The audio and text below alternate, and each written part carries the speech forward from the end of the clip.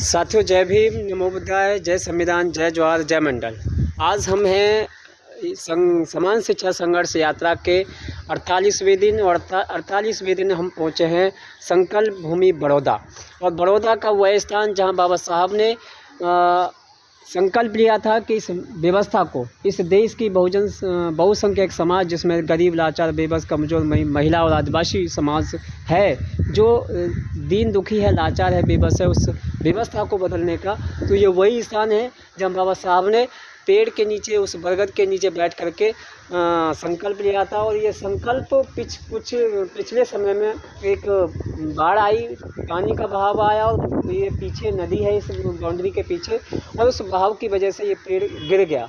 और उसके बाद जब बराबर प्रयास किया गया लगाने का, तो कहीं ना कहीं कुछ असामाजिक तत्वों ने उस पेड़ को उखाड़ फेंका या उसमें कुछ डाल दिया था, जिसकी वजह से वो हो नहीं पाया। और आज हमारे साथ हैं इस संकल्प भूमि की व्यवस्था को बड़ी जिम्मेदारी के साथ देखते हैं और इसको संजोए हुए हैं। उन्होंने बड़ी जिम्मेदारी के साथ इस बरगद के पेड़ को लगाने का प्रयास किया है। और आज हम उनसे बात करेंगे इस संकल्प भूमि के इतिहास के बारे में, इसके महत्वपूर्ण जो परेशानियाँ क्या उठाई जा रही हैं और ये इसका संरक्षण कैसे करते हैं, कैसे व्यवस्था देखते हैं, भाई उनके ही मुँह से सुनेंगे। तो हाँ, आप अपना नाम बताएं। जय भीम, नमो बुद्धाय।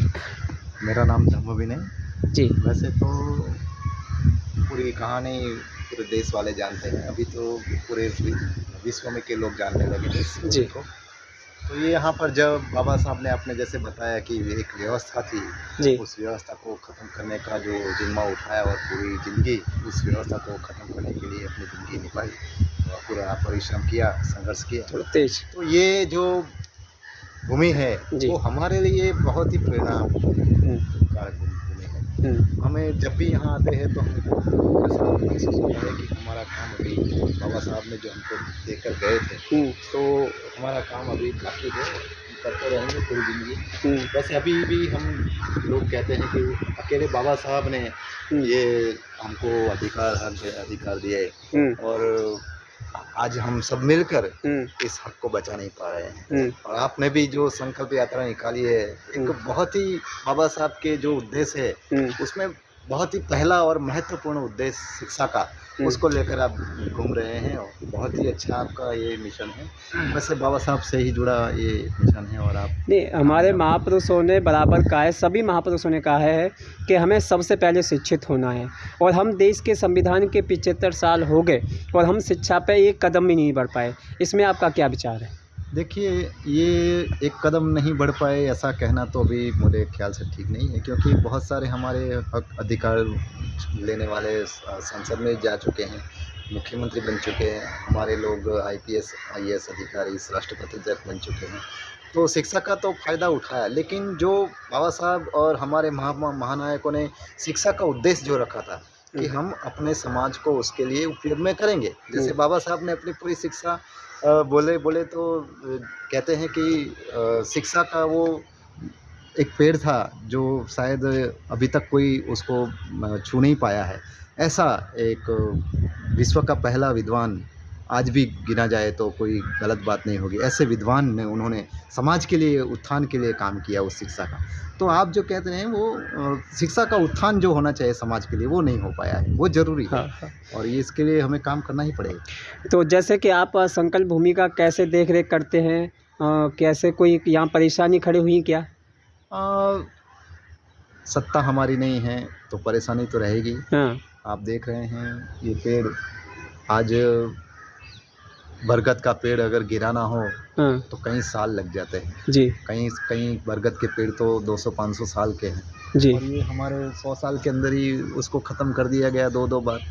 तो परेशानी तो बहुत रहती है। फिर भी हमने अभी जैसे जैसे मेहनत करके इसको यहाँ तक लाए हैं, लेकिन अफसोस है जो बाबा साहब के इस भूमि पर जहाँ हम बोलते तो कहने का तात्पर्य यह है कि यहाँ की जो गवर्नमेंट और यहाँ की जो व्यवस्था है, बाबा साहब की इस संकल्प भूमि को कहीं न कहीं ख़त्म करने के प्रयास में उस जैसे कि पेड़ ख़त्म किया गया है।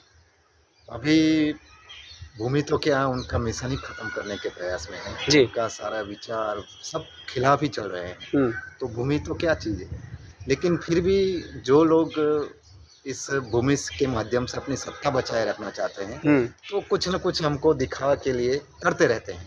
उनकी सत्ता इसके माध्यम से चल रही है। अभी हमारी समान शिक्षा संघर्ष यात्रा को 48 दिन हुए हैं और 48 दिन में हमने जन्मभूमि और संकल्प भूमि पे आए हुए हैं, दीक्षा भूमि और चैत्य भूमि तमाम और एलोरा जैसे तमाम स्थानों को हमने देखा और बाकी छोटे मोटे जो भी हमारे अन्य स्मारक हैं बाबा साहब से संबंधित देखा। तो उन पे मुख्य जो हैं जैसे कि संकल्प भूमि, जन्मभूमि और दीक्षा भूमि और चैत्य भूमि, इन सब को मैनेजमेंट को हाईजैक किया हुआ है वर्तमान गवर्नमेंट के या उस्मानवादी व्यवस्था के वहाँ। तो इस पे क्या कहेंगे आप? ये हमारी नाकामी है।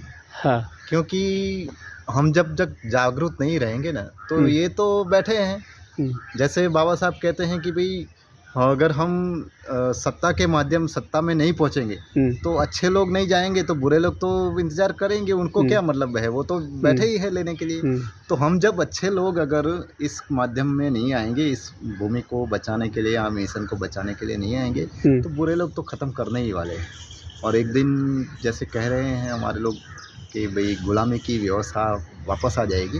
हो सकता है अगर फिर भी जागरूक नहीं रहे तो ऐसा हो सकता है। तो इसका मतलब ये है कि बाबा साहब ने 14 अक्टूबर और 1918 में 2018 सितंबर 1956 में जो आगरा में जो अपने रो करके और बड़ी दुखी मन से ये कहा था कि मुझे पढ़े लिखे लोगों ने धोखा दिया है, तो क्या वो आज भी सही सिद्ध हो रहा है? हाँ, बिल्कुल सही सिद्ध हो रहा है। क्योंकि जो अकेले बाबा साहब ने इतने हक अधिकार दिलाए, तो कोई ज़रूरत ही नहीं रहती हमारे लोगों के लिए, बस चलना था। आज 68 साल हो गए ना। 68 साल में हमारी सत्ता आई थी, वो भी खो रहे हैं। आज हम हर बार कह रहे हैं, हर घर कह रहा है कि संविधान बचाओ, संविधान बचाओ। क्या संविधान कैसे बचने वाला है? जो चला जा रहा है उसको बचा नहीं पा रहे हैं, तो जो मिला है फिर खो जाएगा तो क्या होगा? ये वैसे दो तरह से हम अभी ये हैं असमंजस में है। एक वर्ग है जो बिल्कुल नीरस है, कि उसमें एक इंटरेस्ट ही नहीं ले रहा है, मनुवाद को मजबूत करने में पड़ा है। जातियों में अभी अपना मजबूताई से पकड़ के रखा है जातियों को। पता नहीं उनको आरक्षण क्यों चाहिए। आरक्षण से अभी तो कोई ख़त्म ही कर दिए हैं उन लोगों ने। ना प्राइवेट सरकारी जॉब रे बची है, ना स्कूलें बची है। तो प्राइवेटाइजेशन का आरक्षण मिलने वाला है नहीं, तो क्यों आप आरक्षण के उसमें जाति के पिछवाड़े में पड़ रहे हो आरक्षण लेने के लिए? तो मेरे ख्याल से हमारी खुद ही ये संविधान को ख़त्म करने की हमारी खुद ही जिम्मेदारी बनती है कि हम अगर नहीं बचा पाएंगे तो हम खुद ही उसके जिम्मेदार हैं। हमारा मानना है कि व्यक्ति को आरक्षण के से ज़्यादा शिक्षा को बचाने पे काम करना चाहिए। क्या आप इसमें सहमत हैं?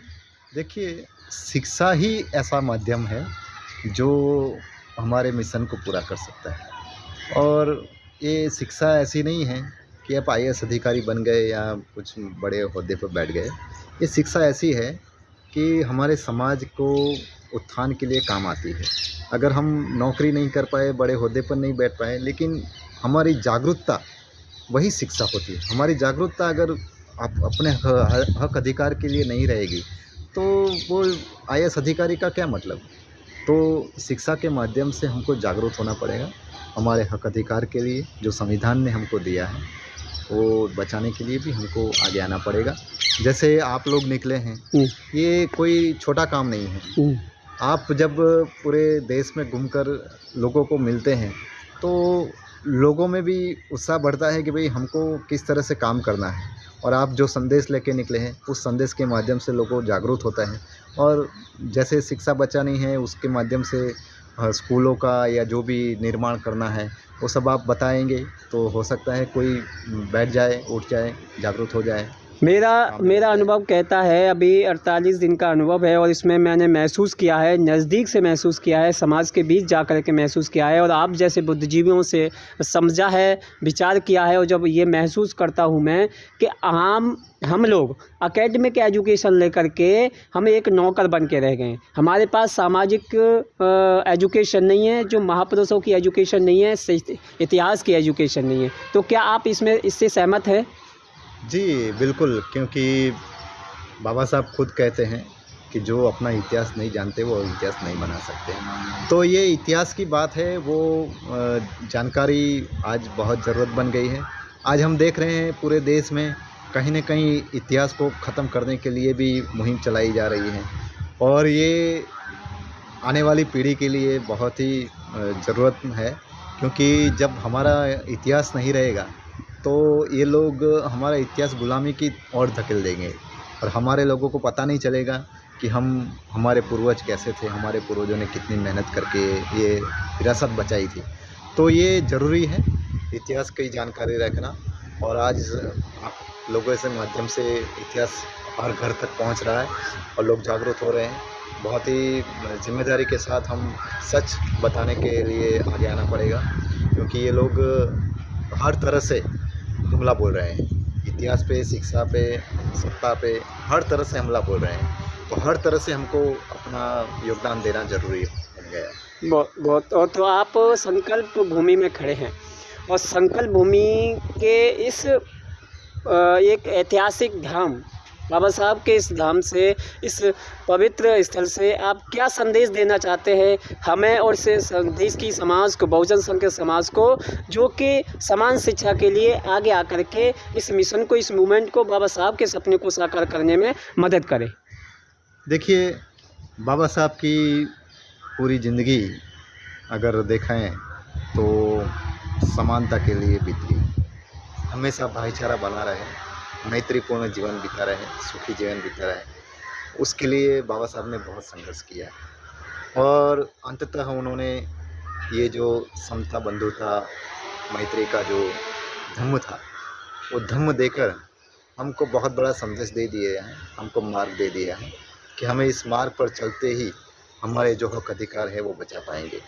समान शिक्षा भी अगर आप ऐसे ही आज ले गए, जैसे कि उत्तर प्रदेश में हमारी एक सत्ता आ गई लेकिन फिर बच नहीं पाई, वो चली गई और आज वो सत्ता के माध्यम से जो हमको मिला था उससे उल्टा किया जा रहा है। तो अगर आज हम समान शिक्षा भी ले लेंगे तब भी हम बचा नहीं पाएंगे, क्योंकि ये व्यवस्था ऐसी है, वो व्यवस्था को ख़त्म करके हम अगर आगे बढ़ेंगे तो समान शिक्षा और जो भी अधिकार है वो सारे बच जाएंगे और उस माध्यम से हम पूरे हक अधिकार को और लोगों के साथ, जैसे बहुजन हिताय बहुजन सुखाय के जो नारा है वो हम साकार कर पाएंगे। इसलिए हमको बाबा साहब का जो संदेश है, बाबा साहब का जो मार्ग है, उसका, उनके जीवन से हमको बहुत ही अच्छा प्रेरणा मिलता है और मैं सोच रहा हूँ कि उसके लिए एक ही मार्ग है, वो समानता का, भाईचारा का, मैत्री का, बंधुता का, वो मार्ग पर हमको चलना पड़ेगा।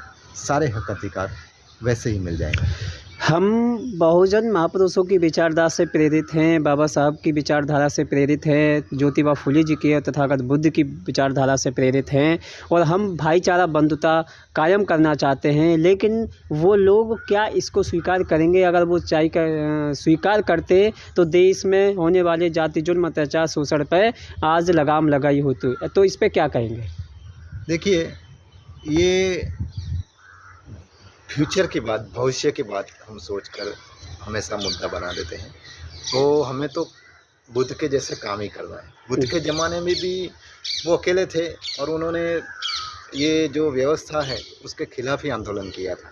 ये कोई आध्यात्मिक आंदोलन नहीं था। उनका आंदोलन जो था वो अहिंसा करना मतलब था। उस समय भी हिंसाएं बहुत होती थी, तभी तो कोई अहिंसा की बात करेगा ना।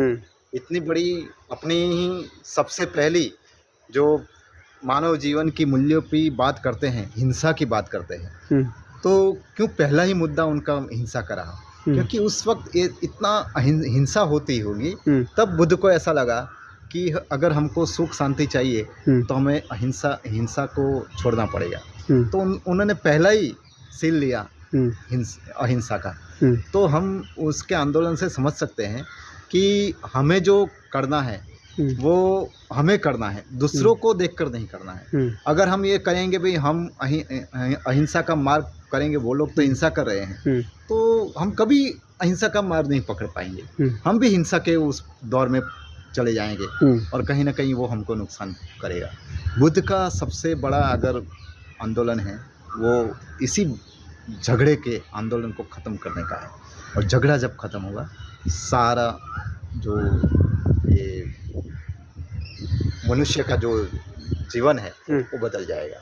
वो उसी पर आधार है। तो मेरे ख्याल से हमको बुद्ध के मार्ग को समझना पड़ेगा। आज हम दूसरों को देखकर अपनी व्यूहरचना को बदल देते हैं। ये नहीं होना चाहिए। हमारी व्यूहरचना बुद्ध को देखकर ही चलनी चाहिए, दूसरों को देखकर क्यों चलेगी। बुद्ध के मार्ग का बहुजन हिताय बहुजन सुखाय का सबसे जीता जागता उदाहरण बाबा साहब के द्वारा बनाया हुआ संविधान, जहां बाबा साहब को जाति जुल्म शोषण अत्याचार का सबसे बड़ा शिकार होना पड़ा, और जब पढ़ने की बारी आई तो उनको कमरे के बाहर बिठा करके पढ़ाया गया। लेकिन जब उनको इस देश की संविधान लिखने की बारी आई, उनको मौका मिला, तो देश के संविधान में ऐसा कोई शब्द नहीं है जहां बदले की भावना से उन्होंने लिखा हो, यहाँ जाति व्यवस्था के आधार पर लगा हो। पूरे विश्व के लिए, पूरे देश के लिए संदेश है कि वो समता बंधुता के सबसे पहरेदार थे और सबसे मजबूत स्तंभ लेकर के बुद्ध के मार्ग पर चले। तो समता बंधुता तो बाबा साहब के संविधान में भी सम्मिलित हमको देखने को मिलती है। बड़ा मजबूत उदाहरण है, लेकिन वो लोग संविधान को स्वीकार नहीं करते। इस पर क्या कहेंगे? देखिए, फिर वही बात आ जाती है कि जब वो लोग स्वीकार नहीं करते तो उसका मतलब ये हुआ कि वो लोग उसको हथियाए बैठे। अगर वो जो कहेंगे वो हमको करना पड़ेगा, ऐसा हो रहा है आज, क्योंकि वो सत्ता है। हमारी जो लोकतंत्र की ये बड़ी एक ये होती है कि जो सत्ता पर बैठते हैं, जो आदेश देते हैं, उसको हमको निभाना पड़ता है। तो जो वो लोग नहीं कर रहे हैं तो हमको क्या करना पड़ेगा? हम इकट्ठा नहीं हो पा रहे हैं। हमारी जो विचारधारा है वो एक नहीं हो पा रही है, इसलिए वो जो अमानवीय विचारधारा है वो हावी हो रही है। हमारी मानवतावादी व्यवस्था की जो विचारधारा थी वो लोगों तक पहुंच नहीं पा रही है, और इसलिए ये दुविधा के मारे हम उनके खिलाफ आंदोलन करने जा रहे हैं। जैसे कि वो हिंसा करने बैठे तो हम भी हिंसा पर उतरने की आज बात कर रहे हैं, लेकिन ये नहीं होना चाहिए। हमें अपनी व्यवस्था कायम करने के लिए हमको इकट्ठा आना पड़ेगा, और इकट्ठा आएंगे तो वो लोग, जैसे कि बहुजन हम बोलते हैं, वो अल्पसंख्यक हो जाएंगे, तब सत्ता हमारी होगी। तो हमें एक अगर मंच पे आना है, बहुजन बनना है, तभी ये कामयाब होने वाला है। आखिरी सवाल, अब केवल आखिरी मैं आपसे समझने का प्रयास करूंगा कि देश के 75 साल में, सैकड़ों वर्षों में बहुसंख्यक समाज जो महापुरुषों की बात करता है, समता बंधुता की बात करता है, बहुजन मिशन को बचाने की बात करता है, बुद्ध की बात करता है, क्या सामाजिक स्तर पर उन्होंने ऐसे पहरेदार तैयार किए, ऐसे योद्धा तैयार किए जो सामाजिक जन आंदोलन के लिए आगे आएँ और सामाजिक जन आंदोलन को, संघर्ष को मजबूती के साथ आगे बढ़ाएं और उसके लिए संघर्ष करें? ऐसे जन योद्धा बहुजन समाज में कमी है, इसको आप किस तरीके से देखते हैं? देखिए, वैसे तो मैं भी बहुत घूम चुका हूँ, और पूरे भारत में तो नहीं, लेकिन कई राज्यों में घूम चुका हूँ। तो मैं हर राज्य में देखता हूँ, तो ऐसे आप योद्धा बोल रहे हैं, वो योद्धा बहुत सारे हैं, और अगर वो योद्धा एक मंच पे आ जाए तो कोई माई के लाल की हिम्मत नहीं है बहुजन सत्ता को रोक सके। आप भी घूम रहे हैं, आपको भी लगता होगा कि हर जिले में, हर चौराहे पर आपको एक ऐसा योद्धा मिल जाएगा जो बाबा साहब की विचारधारा को मजबूताई से पकड़े हुए हैं। तो ये लोग योद्धा तो है, लेकिन पता नहीं क्यों बस मेरी ही बात सही, ये इस बात पर अड़े हुए हैं। हम सब एक ही बात कर रहे हैं, मैं, आप या दूसरा कोई भी बात एक ही कर रहे हैं, लेकिन जब एक होने की बात आए तो नहीं, बोले आप मेरे हाथ नीचे काम करो। ये जो विचार है ये ख़त्म कर देंगे, हम एक साथ मिलकर आ जाएंगे तब ये बहुत कामयाब होगा, क्योंकि सारी विचारधारा एक ही है, हमारा उद्देश्य एक है, हमारा आदर्श एक है, हमारा लक्ष्य एक है, सब कुछ एक ही है। आप कहीं भी आप घूम रहे हैं, आपको पता होगा, कोई ऐसा नहीं बोलेगा कि भाई हमको समतावादी नहीं बनना है, कोई ऐसा नहीं बोलेगा कि भाई हमको संविधान नहीं चाहिए, सब बोलेंगे हमें संविधान चाहिए, सब बोलेंगे हमें भाईचारा, बंधुता, मानवता चाहिए, सब बोलेंगे हमको स्वतंत्रता चाहिए। सब एक ही विचारधारा, एक ही उद्देश्य, एक ही आदर्श के पुरुष के सामने लगे हैं, लेकिन फिर भी बिखरे हुए हैं। अगर वो बिखरापन खत्म हो जाएगा तभी ये कामयाब होने वाला है। बस इसके लिए हमें काम करना है, बिखरापन खत्म कर दे। और आप जैसे घूम रहे हैं, शिक्षा का उद्देश्य लेके घूम रहे हैं, लेकिन ये भी एक माध्यम होगा एक होने का, ये भी एक माध्यम है सबको एक मंच पर लाने का। देखिए, बस हो जाएगा। एक सवाल है मेरा, शिक्षा एक ऐसी चीज़ है जिसकी सभी को ज़रूरत है, जी, चाहे नेता हो, राजनेता हो, अधिकारी हो, सभी को ज़रूरत है। और सभी महापुरुषों ने कहा शिक्षा वो श्रेणी का दूध है, जो पिएगा वो धाड़ेगा। लेकिन सभी नेता पढ़े लिखे हैं, लेकिन शिक्षा के लिए क्यों एक नहीं आना चाहते? वैसे ये आना चाहते हैं, अभी भी मैं बोल रहा हूँ कि सबका उद्देश्य एक है, सबको आना भी है, लेकिन इनका जो मैं बोला ना कि मैं करूँ, ये मेरे माध्यम से हो जाए। देखिए, मेरा जो संगठन है, मेरा जो प्लेटफॉर्म है, मेरा जो मंच है, उसके आधार पर ही आगे हम बढ़े। ये जो धारणा, ये जो मनसा है, वो ख़त्म कर देनी पड़ेगी। देखिए, बाबा साहब अकेले थे जी, और पूरा देश एक तरफ था, जी, लेकिन बाबा साहब के साथ थोड़े अंग्रेज थे, हाँ, इतना ही था। इतना ही। जब 1932 में जब ये कह दिया गया कि जो पढ़े लिखे होंगे उनको ही वोट डालने का अधिकार होगा, क्या वो लोग आपको पढ़ाएंगे? आज के टाइम पे क्या वो लोग आपको पढ़ाना चाहेंगे? नहीं पढ़ाना चाहेंगे। तो क्यों हम लोग उनके ही पीछे चल रहे हैं? तो क्यों हम लोग बाबा साहब की विचारधारा पे ही काम करते हैं, लेकिन बाबा साहब के बताए संकल्प पे काम क्यों नहीं चलते? बाबा साहब को हम सब मानते हैं, लेकिन बाबा साहब की क्यों नहीं मानते? यही तो बाबा बात है। साहब को सब मानते हैं, लेकिन बाबा साहब की नहीं मानते हैं। तो क्या हम मानेंगे वो बाबा साहब के अनुयायी हैं? ये जो आप जिस भूमि पर खड़े हैं जी, पिछली बार ये 23 सितंबर गया, उसमें हमने एक कार्यक्रम किया था जी, उसमें सदैव बनते डॉक्टर करुणा सिंह राहुल जी ने अपना पूरा उद्देश्य, वो संकल्प दिवस का उद्देश्य बताया था। दोबारा बोलो।